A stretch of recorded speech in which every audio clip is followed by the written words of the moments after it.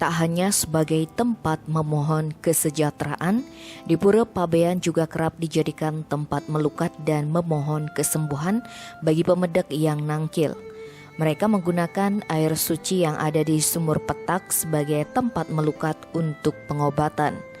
Jero Nyoman Bagiarto mengatakan, di bawah Pura Pabean, tepatnya di tepi pantai terdapat sumur yang airnya keluar dari bebatuan. Meski berada di tepi pantai, air di sumur itu tidak terasa asin, bahkan sejuk seperti air tawar pada umumnya. Sumur ini hanya terlihat jika air laut sedang surut. Masyarakat percaya, jika melukat di sumur petak, segala penyakit akan sirna. Air inilah yang kerap dijadikan sarana pengelukatan bagi pemedak yang nangkil.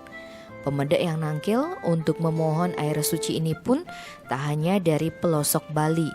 Ada juga etnis Cina yang sengaja nangkil dari Surabaya.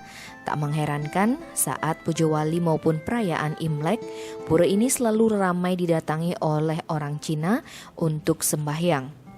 Orang-orang Tionghoa juga sering merayakan Imlek di pura ini. Bahkan saat Pujo Wali ada pertunjukan barongsai.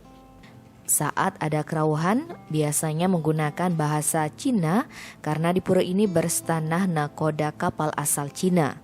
Bahkan tak jarang saat Pujo Wali, banyak saudara dari etnis Tionghoa atau Cina sampai Mekemit.